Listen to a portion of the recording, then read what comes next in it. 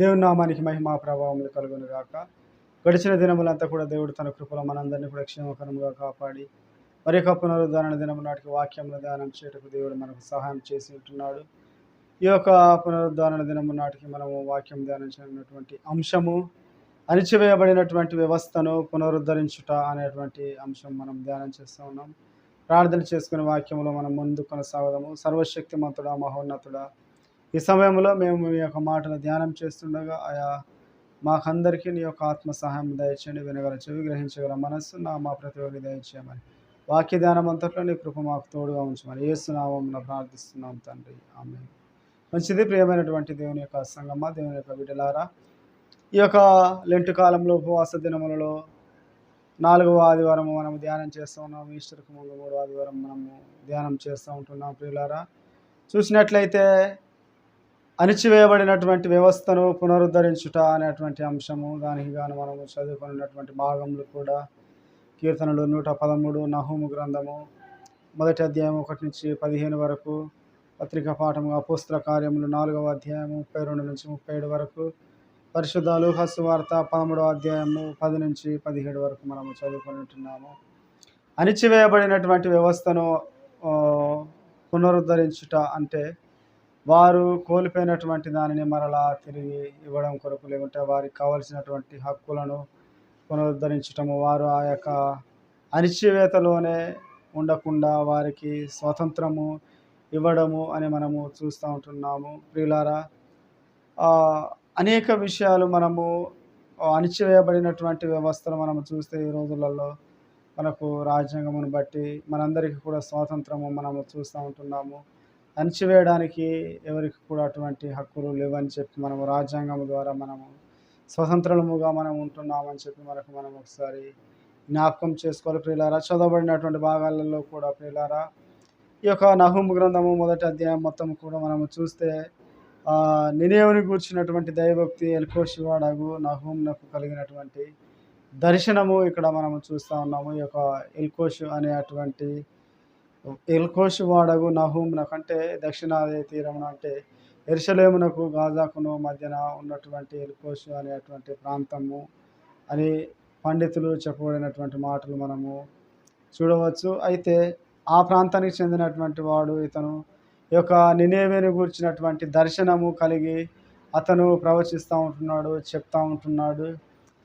నినేవే పట్టణం గురించి మనము చూస్తే యోనా కూడా నినేవే పట్టణం గురించి వారికి దేవుడు చేయబో కార్యము చెప్పినప్పుడు వారందరూ కూడా పశ్చాత్తాపులై, రాజు మొదలుకొని ప్రతి ఒక్కరు కూడా పశ్చాత్తాపులై ప్రభు ఎదుట ప్రార్థించినప్పుడు, ఉపవాసం ఉండినప్పుడు వారిని కరుణించి దేవుడు మరి ఆ యొక్క రాజ్యమును మరలా క్షేమకరముగా ఉంచినటువంటి విధానం మనం చూడవచ్చు యోనా గ్రంథంలో. మరి ఇప్పుడు కూడా నహూము గారు మరి ఈ యొక్క నినేవే గురించి మరి మరలా ప్రవచనము చెప్తా ఉంటున్నాడని చెప్పి మనం ఆలోచిస్తే ప్రియులారా, మనందరికీ కూడా తెలుసు, ఇశ్రాయేలు ప్రజలు అణచివేతలో ఉన్నప్పుడు ఫరో కింద దేవుడు మోషేను పంపించి విడిపించి నడిపించుకొచ్చేటప్పుడు వారి యొక్క అణచివేత నుంచి, ఆ యొక్క వ్యవస్థ నుంచి పునరుద్ధరించి వారిని నడిపించి వచ్చేటప్పుడు దేవుడు వారికి కొన్ని ఆజ్ఞలను చెప్పడము, 10 ఆజ్ఞలను వారికి ఇవ్వడము నిర్గమకాండంలో మనం చూస్తాము. మరలా అవే ఆజ్ఞలు రిపీట్ చేయడము ద్వితీయోపదేశ కాండంలో కూడా మనము చూస్తాం ప్రియులారా. అయితే అలా ఎందుకంటే మనము చూసినప్పుడు వారు ప్రయాణించేటప్పుడు, బయటికి వెళ్ళినప్పుడు వారంతా కూడా ఉన్నటువంటి జనాలు ఆ యొక్క మోషే గారు వారికి ఆజ్ఞలు చెప్పి ఉంటున్నాడు. 40 సంవత్సరాలు వారు ప్రయాణించినప్పుడు అక్కడ బయలుదేరిన వారిలో ఎవరు కూడా లేరు. అప్పుడు ఉన్నటువంటి వారిలో ఇద్దరు మాత్రమే ప్రవేశించారు. మిగిలిన ఉన్నటువంటి యుద్ధ వీరులు వీరంతా కూడా మరణించడము, చిన్నగా ఉన్న వారందరూ కూడా పెద్దగా ఉండడం, వారికి మరలా దేవుని యొక్క ఆజ్ఞను రిపీట్ చేయడము ద్వితీయోపదేశ కాండంలో మనం చూస్తూ ఉన్నాం. అలాగే ప్రియులారా, ఇక్కడ కూడా మరి యోనా వారికి బోధించాడు, చెప్పాడు, హెచ్చరించాడు దేవుని యొక్క మాటలు. వారంతా కూడా మారు మనసు పొంది పశ్చాత్తాపులయ్యారు. యోనా గ్రంథము యోనా చెప్పిన తర్వాత 150 సంవత్సరాల తర్వాత యొక్క నహూము ప్రవక్త చేత మరలా దేవుడు మాట్లాడిస్తూ ఉన్నాడు. అయితే వారందరూ కూడా అప్పుడు మారు మనసు పొంది పశ్చాత్తాపులై దేవునికి ఇష్టకరముగా జీవించారు. అయితే ఉన్న వారందరూ కూడా మరలా చనిపోయిన తర్వాత మరలా చిన్నగా ఉన్నవారు పెద్దగా అవ్వడం, కొత్త తరం రావడంతో మరలా వీరంతా కూడా అష్షూరీయుల బబులోను చేతిలో నుంచి ఉన్నప్పుడు అష్షూరీయుల రాజు వీరిని పరిపాలించడము, వీరికి దుర్బోధలు చెప్పడము, ప్రతిమలకు మొక్కించడం అనేటువంటి విషయాలు చెప్పడం మనము చూస్తాం. అందుకనే దేవుడు మరలా వీరికి మరొకసారి చెప్పే అటువంటి మాటలు, ఆ యొక్క పట్టణం గురించి ప్రవచనములు చెప్పడము, దాని యొక్క దుర్గతి గురించి దేవుడు నహూము ద్వారా మాట్లాడడం మనము చూస్తా ఉన్నాం. ప్రియులారా, అయితే ఈ యొక్క భాగంలో దేవుడు దీర్ఘశాంతుని చెప్తా ఉన్నాడు. ఆయన కోపించువాడు దహించు అగ్ని వలె ఉంటున్నాడు అని, ఆయన వస్తున్నాడని చెప్పి అనేక మాటలు ఇక్కడ తెలియపరచడం మనం చూస్తూ ఉన్నాం. ఈ మొదటి నుంచి 9-10 వచనముల వరకు ఉన్నటువంటి వచనాలన్నీ కూడా మనం అవి చూస్తాం. అయితే ఈరోజు ఉన్నటువంటి అంశంకు గాను మనము ముఖ్యముగా 11, 12, 13 వచనములలో మనము చూడవచ్చు. 13, 14 వచనములో ఏంటంటే అణిచివేయబడినటువంటి వ్యవస్థను పునరుద్ధరించుట అనేటువంటి మాట మనం చూస్తా ఉన్నాం. దానికి గాను మనం 13వ వచనము చూస్తే 12వ వచనం కాంచి, యెహోవా సెలవిచ్చినదేమనగా, వారు విస్తారమైన పూర్ణ బలము కలిగి ఉన్నను, కోత ఎందైనట్లు వారు కోయబడి నిర్మూలమగుదురు. నేను నిన్ను బాధ పరిస్థితిని, నేను నిన్నిక బాధ పెట్టను అని నినేవె గురించి దేవుడు అక్కడ మాట్లాడుతూ, ఆ యొక్క ప్రజల గురించి మాట్లాడుతూ ఈ యొక్క అష్షూరీయుల గురించి చెప్తున్నాడు. ఏంటంటే, వారి కాడిమ్రాను నీ మీద ఇక నేను మోపకుండా నేను దానిని విరుగగొట్టేదను, వారి కట్లను నేను తెంపెదను. వారు మీ పైన ఉంచినటువంటి భారం అంతా కూడా నేను, ఆ యొక్క కాడి కట్లను నేనంతా కూడా తెంపివేస్తాను. మీరు అణిచివేయబడినటువంటి ఆ యొక్క వ్యవస్థనంతా కూడా నేను తీసివేసి మరలా పునరుద్ధరించేటువంటి వాడుగా నేను ఉన్నానని చెప్పి దేవుడు అక్కడ మాట్లాడడం మనము చూస్తూ ఉన్నాము. ఇంకా ఆ మాటలు చెప్తూ ఏం చెప్తున్నానంటే, వారి కాడిమ్రాను నీ మీద ఇకను మోపకుండా నేను దానిని విరగొట్టేదను, ఆ యొక్క భారమును, ఆ యొక్క దానినంతా కూడా నేను విరగొట్టేదని ఇంకేం చెప్తా ఉంటున్నాడు. వారి కట్లను నేను తెంపుదును. నినేవే యెహోవాను బట్టి ఆజ్ఞ ఇచ్చినదేమనగా, నీ పేరు పెట్టుకొని వారు ఇకను పుట్టకయుందురు. నీ దేవతాలయములలో చెక్కబడిన విగ్రహము కానీ, పోత పోసిన ప్రతిమ కానీ ఏ ఒక్కటిని లేకుండా నాశనము చేదును. నీవు పనికి మాలిన వాడవు గనుక నేను నీకు సమాధి సిద్ధం చేయుచున్నానని ఈ యొక్క రాజు గురించి, వారికి తప్పుడు మాటలు చెప్పేటువంటి వారి గురించి 11వ వచనంలో చూస్తాం. ఏంటంటే, నినేవే యెహోవా మీద దురాలోచన చేసిన వ్యర్థమైన వాటిని బోధించేవాడొకడు నీలో నుండి బయలుదేరి ఉంటున్నాడని ఇక్కడ చెప్పడం చూస్తాం. అష్షూరీయులు వీరిని పరిపాలించడము, వీరికి కొన్ని మాటలు చెప్పి తప్పుడు మార్గంలో నడిపించి దేవుని ఆరాధించే వారిని వీరు మరలా విగ్రహములను ఆరాధించే విధంగా చెప్పడము, అలా చేయడము ద్వారా వారి మీద మొయలేనటువంటి బరువు వీరు మోపడం ద్వారా దేవుడు వారికి ఏం చెప్పినట్టే, మీ కాడి కట్లను నేను తెంపివేస్తాను, నేను ఇక మీ మీద నేరం మోపను అని చెప్పి వారికి చెప్తూ దేవుడు అలాంటి యొక్క మాటలు చెప్తూ వారికి నహూము ద్వారా పలికిస్తున్నాడు. తర్వాత మనం చూస్తే మీ యొక్క పండుగలు మీరు మొక్కుబళ్ళు మీరు చేసుకోండి, మీరు ఆచరించండి అని చెప్పి ఆ యొక్క చివరి వచనములలో చెప్పడం గురించి మనం చూస్తూ ఉన్నాం. ప్రియులారా, అయితే దేవుని యందు ప్రియమైనటువంటి వారలారా, మనము అణిచివేయబడి దేని కిందనైతే మనం ఉంటున్నామో మనందరినీ కూడా దేవుడు మరలా పునరుద్ధరించి మరలా పూర్వపు వైభవం మనకు తీసుకురావడం కొరకు ఆయన చూస్తూ ఉన్నాడు. కాబట్టి మనము కూడా ఆయనను ఘనపరిచేటువంటి వారముగా ఉండాలని చెప్పి దేవుడు మనకు జ్ఞాపకం చేస్తాడు. చదవబడినటువంటి ఆ యొక్క పత్రికా భాగంలో కూడా చూస్తే ప్రియులారా, అపోస్తల కార్యములు మనము చూస్తే 4వ అధ్యాయము, ఈ యొక్క నినెవె పట్టణం యొక్క యూదా వారంతా కూడా అణిచివేయబడినప్పుడు, వారు తప్పు మార్గంలో ఉన్నప్పుడు, తప్పుడు బోధలలో ఉన్నప్పుడు ఆ యొక్క కాడి అంతా కూడా దేవుడు తెంపివేసి వారిని పునరుద్ధరించి మీరు మరలా పండుగలు ఆచరించండి అని చెప్పడం మనం చూస్తూ ఉన్నాం. ఆ యొక్క వ్యవస్థను, అణిచివేయబడినటువంటి వ్యవస్థను దేవుడు మరలా పునరుద్ధరించాడని చెప్పి మనము చూస్తూ ఉంటున్నాము. మరలా ఇప్పుడు మనం చూస్తే ఈ యొక్క చదవబడినటువంటి అపోస్తల కార్యములు 4వ అధ్యాయంలో 32 నుంచి 37 వరకు ఉన్నటువంటి ఈ యొక్క వచనములలో చూస్తే ప్రియులారా, ఇక్కడ విశ్వసించిన వారందరూ కూడా ఏక హృదయం కలిగి ఏకాత్మయు గలవారై ఉండి, ఎవడును తనకు కలిగిన వాటిలో ఏదియు తనదనుకొనలేదు. వారికి కలిగినదంతయు వారికి సమిష్టిగా ఉండెను. ఇదియు గాక అపోస్తలుల బహుబలముగా ప్రభువైన యేసు పునరుద్ధానం గురించి సాక్ష్యం ఇచ్చిరి. దైవకృప వారి అందరి యందు అధికముగా ఉండెను. భూములైనను ఇండ్లైనను కలిగిన వారందరూ వాటిని నమ్మి వాటన్నింటిని కూడా తెచ్చి వెల ఇచ్చి అపోస్తల పాదముల యొద్ద పెట్టిరి. వారు ప్రతి వానికిని వాని వాని అక్కర కొలది పంచిపెట్టిరి గనుక వారిలో ఎవరికి కొదవలేకపోయారని చెప్పి మనం చూస్తాం. ఈ యొక్క భాగంలో చూస్తే ప్రియులారా, బీదరికముతో ఉన్నటువంటి వారికి మనము చూస్తాం కదా, మీలో ఎవరికైనా ఆహారం కలిగిన పంచుకుని 2 అంగీలు ఉన్నాయి, ఒక అంగీ ఇవ్వండి అని యోహాను గారు చెప్పడం, దేవుడు కూడా యేసుక్రీస్తు ప్రభు వారు కూడా చెప్పడం మనం చూస్తాం ఆ యొక్క మాటలు. అయితే ఇక్కడ వీరు బీదరికములో ఉంటున్నారు కనుక వీరందరూ కూడా దేవుని నమ్మారు. దేవుని నమ్మినప్పుడు బీదరికము చేత ధనము లేక ఆర్థికముగా అణిచివేయబడినటువంటి వారు ఉంటున్నారు.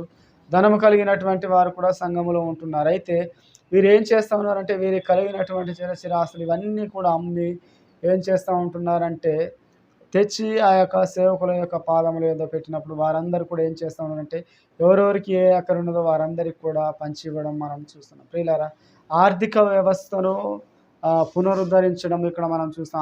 అణిచివేయబడినటువంటి వీరు, బీదరికంలో ఉన్నటువంటి వారు, ఆహారముకు కొదువగా ఉన్నవారు, వస్త్రములో కొదువగా ఉన్న వారందరికీ అక్కడ ఆర్థికముగా వారిని బలపరచడము, ఆర్థిక వ్యవస్థను పునరుద్ధరించడము ఆ బీదవారి జీవితంలో మనము చూస్తూ ఉన్నాం. ప్రియులారా, వారికి ఏ అక్కరలు అయితే ఉంటున్నాయో, వారికి ధనము లేకనే కదా వారు ఆ విధంగా ఉన్నారు. అందుకనే దేవుణ్ణి విశ్వసించిన వారందరూ కూడా ఏం చేస్తూ ఉన్నారంటే, వారికి కలిగినదంతా కూడా అమ్మి తీసుకొచ్చి ఆ యొక్క సేవకుల యొద్ద పెట్టినప్పుడు వారు ఎవరెవరికి ఏమీ లేదు, ఆర్థిక వ్యవస్థను పునరుద్ధరించడం వారి జీవితంలో మనము చూస్తూ ఉన్నాం. అంటే ఈ విధముగా ఆర్థిక వ్యవస్థను పునరుద్ధరించి ఆ సంఘములో అన్నింటినీ కూడా అక్కడ వారు సమానత్వముగా చూపించడం మనము చూస్తూ ఉన్నాం. ఆర్థిక వ్యవస్థను ఇక్కడ ఏం కలిగి ఉందంటే పునరుద్ధరించడము, వీరి జీవితాలలో ధనము కొదువగా ఉన్నటువంటి వారికి లేని వాడికి ఉన్నవారు ఇవ్వడం అక్కడ మనం చూస్తూ ఉన్నాం. ప్రియులారా, ఎవరికి ఎంత అవసరం ఉందో అంతవరకే తీసుకునేవారు, మరి అత్యాశగా వారు తీసుకొని దాచుకునేటువంటి ఎవరు కూడా లేరు. అదే చెప్తున్నారు ఏంటంటే, ఇదిగాక అపోస్తుల బహుమానం అక్కడ బోధించుండగా 34వ వచనం ఏంటంటే, భూములైనను ఇండ్లైనను కలిగిన వారందరూ వాటిని అమ్మిన వాటి వెల తెచ్చి అపోస్తుల పాదముల యొద్ద పెట్టుచూ వచ్చిరి అని చెప్పడం మనం చూస్తూ ఉన్నాం. అప్పుడు వారు ప్రతి వానికి వాని అక్కరల కొలది పంచిపెట్టిరి కనుక వారిలో ఎవరికి కొదువ లేకపోయినారు. ఎవరికి కూడా ఏ కొదువ లేదు. ఉన్నవారే మాత్రము భుజిస్తూ లేని వారి గురించి ఆలోచన లేకుండా వారు ఎంత మాత్రం ఉండలేదు. ఆలోచన కలిగి దేవుని యొక్క ప్రేమ కలిగి వారు ఏం చేశారంటే, ఉన్నవాడు లేనివాడికి పంచే విధముగా వారు ఆర్థిక వ్యవస్థను మరలా పునరుద్ధరించడము, ఆర్థిక ధనము లేక అణిచివేయబడి ఆహారము లేక వారు వస్త్రములు లేక ఇబ్బందులలో ఉన్నటువంటి వారికి ధనము సహాయం చేయడం యొక్క దేవుని నమ్మినటువంటి వారు, విశ్వసించిన వారందరి గురించి కూడా మనం చూస్తున్నాం. అదే విధముగా చదవబడినటువంటి పరిశుద్ధ లూకాసు వార్తలు కూడా మనము చూస్తాం. 13వ అధ్యాయము 10వ వచనం నుంచి కూడా మనము చూస్తే 10 నుంచి 17 వరకు ఉన్నటువంటి యొక్క వచనములు, 10 నుంచి 17 వరకు ఉన్నటువంటి ఈ యొక్క వచనములలో ప్రియులారా, అక్కడ విశ్రాంతి దినమున సమాజ మందిరంలో ప్రభు వారు బోధిస్తున్నాడు. 18 ఏళ్ళ నుంచి బలహీనపరచు దెయ్యము పట్టిన ఒక స్త్రీ అచ్చట ఉండెను. ఆమె నడుము వంగిపోయి ఎంత మాత్రము చక్కగా నిలవబడకుండెను. యేసు ఆమెను చూచి రమ్మని పిలిచి, అమ్మ, నీ బలహీనత నుండి విడుదల పొంది ఉన్నావని ఆమెతో చెప్పాను. ఆమె మీద చేతులుంచగా ఆమె చక్కగా నిలవబడి దేవుని మహిమపరచండి. ఈ యొక్క స్త్రీ ఎప్పటి నుంచి అంటే వంగిపోయిన నడుము గలదై నిలవబడలేక ఉండి ఉంటున్నది. ఎప్పటి నుంచి అంటే 18 సంవత్సరముల నుంచి కూడా ఆమె బలహీనముగా ఉంటున్న దెయ్యం పట్టి ఆ యొక్క నడుము వంగిపోయినటువంటి విధముగా ఆమె ఉంటా ఉన్నది. ఏ విధముగా అంటే బలహీనతలతో, ఆరోగ్యము లేక అపవాది చేత అణిచివేయబడినటువంటి ఈ యొక్క స్త్రీని దేవుడు ఏం చేస్తున్నాడంటే, ఆమెకు కలిగినటువంటి ఆ యొక్క అణిచివేత నుంచి మరలా పునరుద్ధరించడము, ఎప్పటి వల్ల మరలా మంచి ఆరోగ్యమును చేయడం, మంచి స్వస్థతను ఇవ్వడము ఈమె యొక్క జీవితంలో మనం చూస్తూ ఉన్నాం. అలా అనినప్పుడు పరిసయ్యులు వారందరూ కూడా ప్రశ్నించినప్పుడు దేవుడు వారికి సమాధానం కూడా చెప్పడం మనము చూస్తూ ఉన్నాం. ప్రియులారా, అయితే మీలో ఎద్దునైనను గాడిదనైన ఎవరికైనాను ఉన్న ఎడల వాడు తీసుకుపోయి నీళ్ళు పెట్టడా అని చెప్పి అడిగినప్పుడు అక్కడ మరలా 16వ వచనంలో ఏం చెప్తున్నాడు, ఇదిగో 18 ఏళ్ళ నుండి సాతాను బంధించిన అబ్రహాము కుమార్తెను ఈమెను విశ్రాంతి దినమందు ఈ కట్ల నుండి విడిపింపదగదా అని అతనితో చెప్పెను. ఆయన ఈ మాటలు చెప్పినప్పుడు ఆయనను ఎదిరించి వారందరూ కూడా సిగ్గుపడిరి. అని చెప్పి మనం చూస్తాం. ఇక్కడ ఏం చేస్తున్నాడంటే 18 సంవత్సరం నుంచి బలహీనతలతో ఉన్నటువంటి ఆమెను ఇక్కడ ప్రభువారు విడిపించడము, ఆ యొక్క ఆ అపవాది చేత అణిచివేయబడి బలహీనతలతో ఉన్నటువంటి ఆమెకు దేవుడు మరలా ఆరోగ్యమును, సౌఖ్యమును కలగచేయడం గురించి మనము చూస్తూ ఉన్నాం ప్రియులారా. ఈ యొక్క పాడైన వ్యవస్థలో మనము కూడా ఏదేదైతే అణిచివేయబడి ఉంటున్నదో వాటన్నింటిని కూడా పునరుద్ధరించేటువంటి వారముగా, ప్రతి ఒక్కరు కూడా దేవునికి సమీపంగా ఉండేటువంటి వారుగా చేయాలని చెప్పి దేవుడు మనకు జ్ఞాపకం చేస్తున్నాడు. ఇంకా మనం చూస్తే కీర్తన గ్రంథంలో కూడా ఒక మాట మనం అక్కడ జ్ఞాపకం చేసుకోవచ్చు ప్రియులారా. ఏంటంటే ప్రధానులను తన ప్రజల ప్రధానులతో వారిని కూర్చుండబెట్టును. ఇంకా చూస్తే ఆయన నేల